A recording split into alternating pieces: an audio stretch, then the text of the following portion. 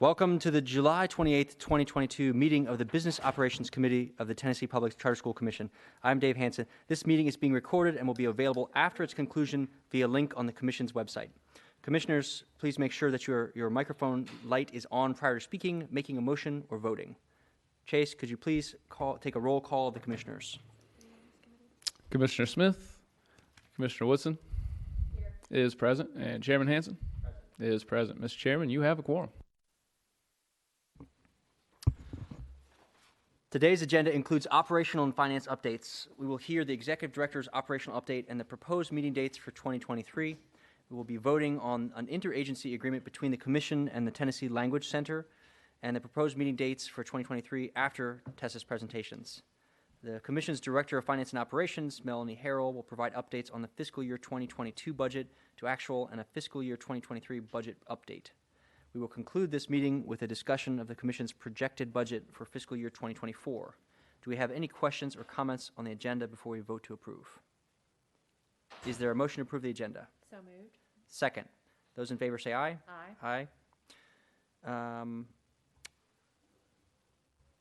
The minutes of the meeting held on March 31st, 2022 have been provided. Does anyone have any comments or edits to make regarding the prior minutes before we proceed? Is there a motion to approve the minutes from the March 31st meeting? So moved.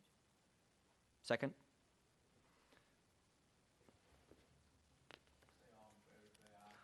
All in favor say aye. Aye. Aye. The first item on our agenda is an operations update from our Executive Director, Tess Stovall. Tess will also discuss the proposed interagency agreement with the Tennessee Language Center and the proposed meeting dates for 2023 before we vote on them. Tess, you are recognized. Thank you. Tess Stovall. I have provided a written operational update to the committee, so I will summarize that. From a staffing perspective, since our last committee meeting, we've hired two new staff members. If Trent and Pam want to wave. Oh, Trent is not in the room, but we are excited to continue to build out our team. That does leave us one vacant position. That is the deputy executive director role. And really, my focus is to get through this work of our appeal season and see where we shake out in terms of our growing portfolio and the needs of the staff before we fill that role. Additionally, I did want to share, and I think Melanie will speak a little bit to this when we're looking at our FY24 budget, that we are looking very critically at staff capacity and potential needs of increasing staff headcounts when it comes to our budget request for the General Assembly. So I did want to put that on the committee's radar, that is something we're thinking through as we move forward both through this appeal process and looking into FY24. We are continuing to work with the Department of Education on potentially having some staff support around federal reimbursements as they think about their Achievement School District Central Office. This is something that we when I was with the state board, that we contracted back for some support. So we continue to be in conversations with that as well.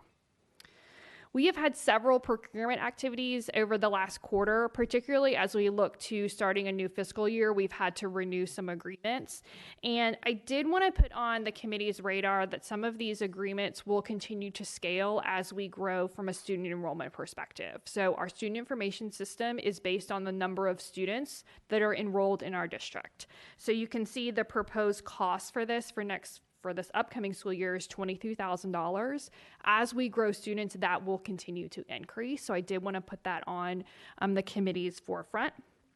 Additionally, we re-entered into agreement with Elevation, which is a data management system for our English language learners, individualized learning plans.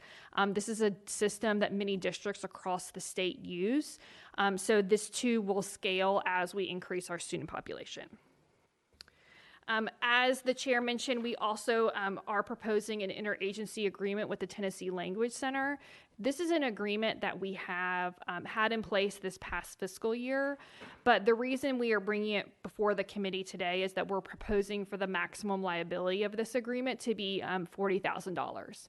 We as a district and as an agency need to have access to the interpretation services to make sure that parents and families and students are able to access documents and information about their students' education in their home language.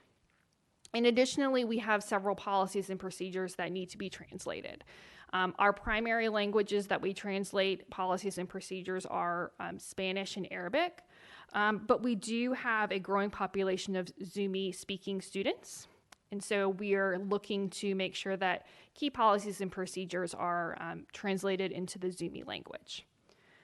And since our commission procedures around procurement require any agreement that's over $25,000 to come before both this committee and the full commission, that is the reason it is being presented to you all today. I do think that it's important for you all to know that we will probably have an agreement with the Tennessee Language Center annually. It may not be to the maximum liability of $40,000, but we will always want to make sure that we have interpretation and translation services ready and available for anyone who might need it. And finally, we have contracted with an outside vendor to support our application review, which you all will hear a lot about tomorrow. But this individual is supporting on multiple application reviews. They're also helping us do an overall assessment of our application process and providing us debrief notes at the end of the conclusion of the appeal process for us to think about improvements for next year. Finally, two final updates. Office space, our glorious 8th floor.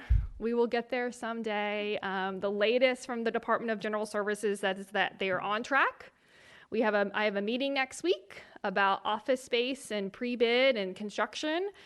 So right now we are still looking at an early 2023 move to the 8th floor. I will not put all my eggs in that basket until we are physically moving because, as you imagine, construction timelines continue to move, but we appreciate Department of General Services working with us on this move. And finally, before this committee today, we have recommended meeting dates for 2023. We are required to meet quarterly. But because of timelines in statute, we are having to meet more than quarterly, so we went ahead and identified dates that we could have special called meetings to handle appeals and other time-sensitive matters. Those meetings would be held virtually, while the quarterly meetings would be in person in Nashville. We polled commissioners to ensure that we would have appropriate quorums at those meetings. So those dates have been provided to the committee. We are looking for a positive recommendation to go to the full commission tomorrow. And with that, I'm happy to take any questions.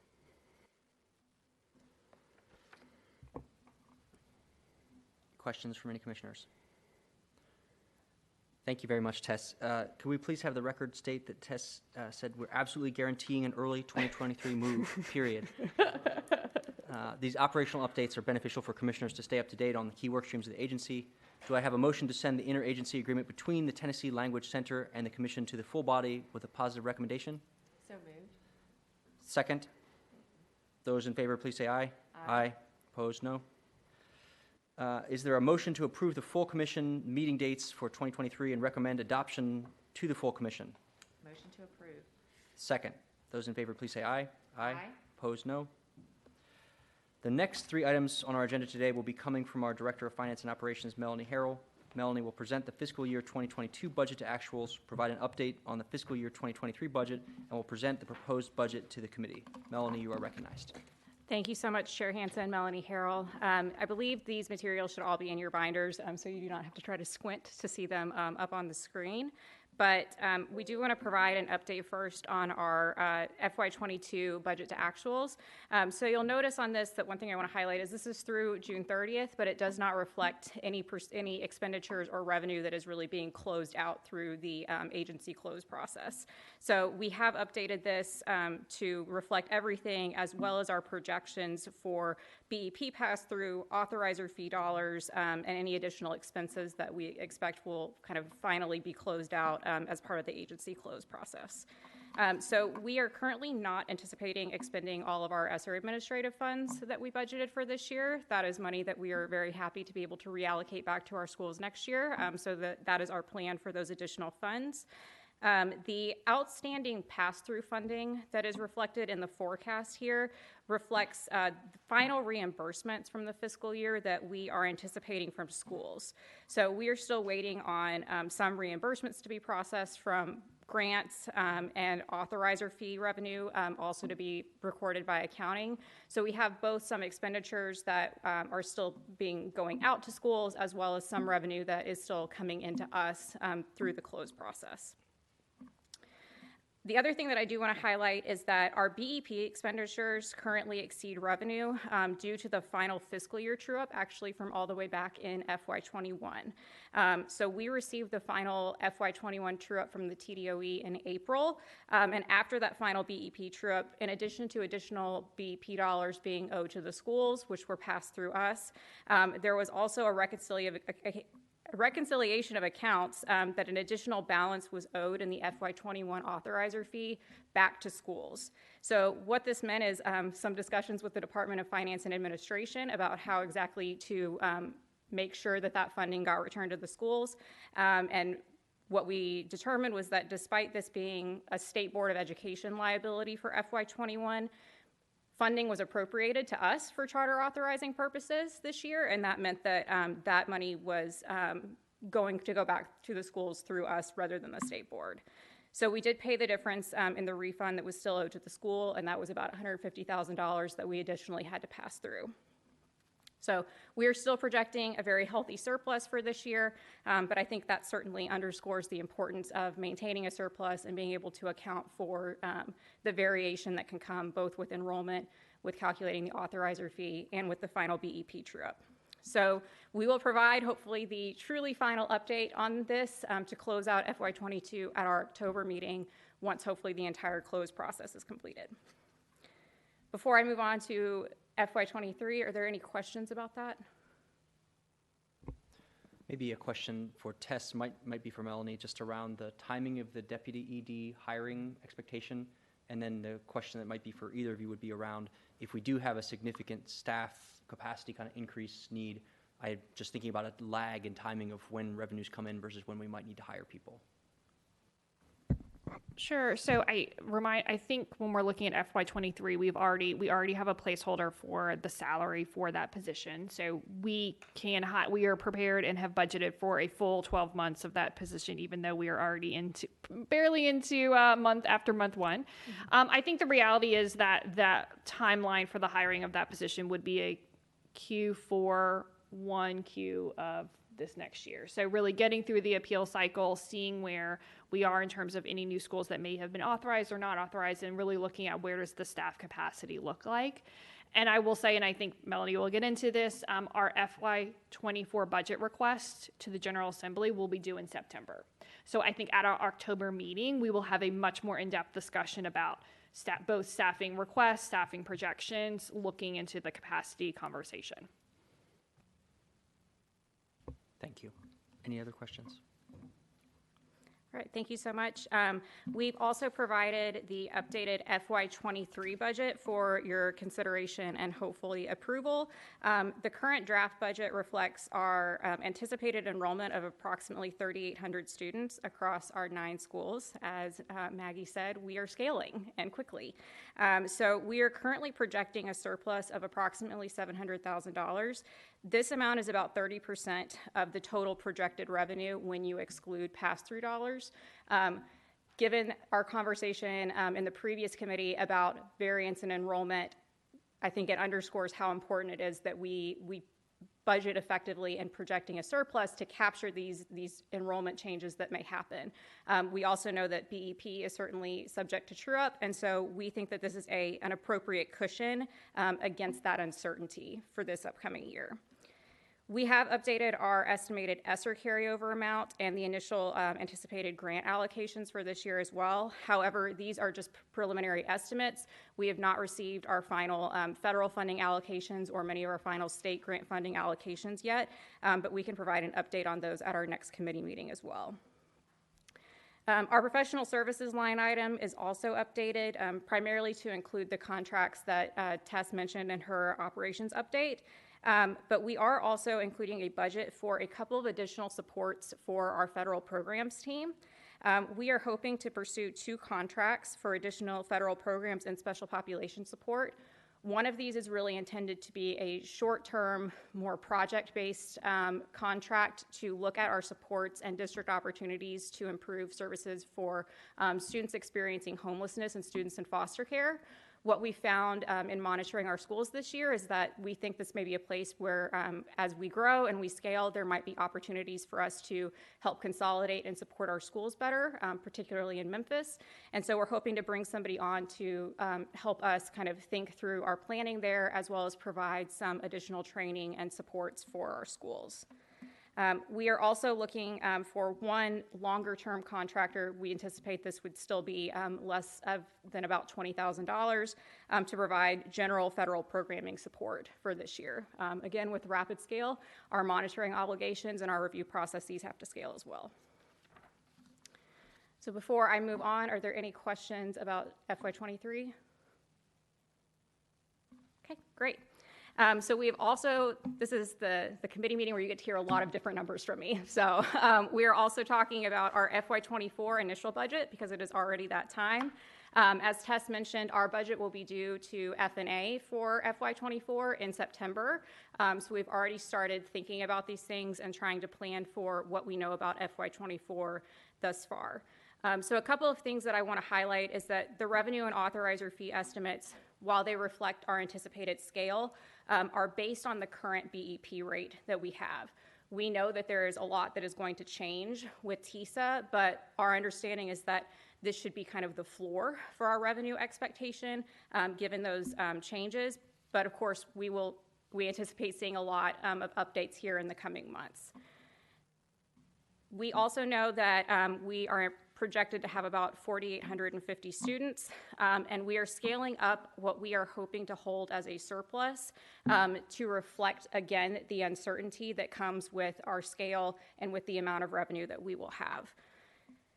This is also a growth to about 40% of our total projected revenue to provide both that cushion, but additionally, we know that we have heard from the General Assembly an expectation that we are moving to be more sustainable on just our authorizer fee. So we are also looking at making sure that we are keeping that sustainability in mind long term and budgeting appropriately to reflect that expectation. As Tess also mentioned previously, we have held kind of our staffing estimates static for now in this budget. After we get through this appeals cycle and we see where we land, we do anticipate that we may request 1 to 3 additional positions as part of our FY24 budget request, and we will update the committee on our budget requests in October. All right, any questions? Thank you, Melanie, for the additional information. I know we'll be keeping a close eye on the projections moving forward. Any other questions on the... Is there a motion to approve the revised budget for fiscal year 2023 and recommend adoption to the full commission? Motion to approve. Second, all in favor, please say aye. Aye. Aye, motion approved. Any additional comments or questions about the 24 budget before we vote? Is there a motion to approve the proposed budget for fiscal year 24 and recommend adoption to the full committee? Motion to approve. Second, all in favor, please say aye. Aye. Motion approved. I think we should also adopt as our Business Operations Committee motto, "This too shall scale." So let's put that in. Thank you all for your attendance and participation at this meeting, the Business Operations Committee of the Tennessee Public Charter School Commission. At this time, I would like to ask if there are any final comments. Mr. Chair, I'm not on the committee, but I just have to say that was the most efficiently run meeting I've ever participated in. Thank you. Thank you. That's right. Thank you, Commissioner. If there are no further comments, do we have a motion to adjourn this meeting? So moved. Second, those in favor, please say aye. Aye. Aye, motion approved. Thank you. The next meeting of the Business Operations Committee is scheduled for October 17th, 2022. I look forward to seeing you at the full commission meeting tomorrow. We stand adjourned. How much time do we need to reset, Chase? 5 minutes. Fabulous.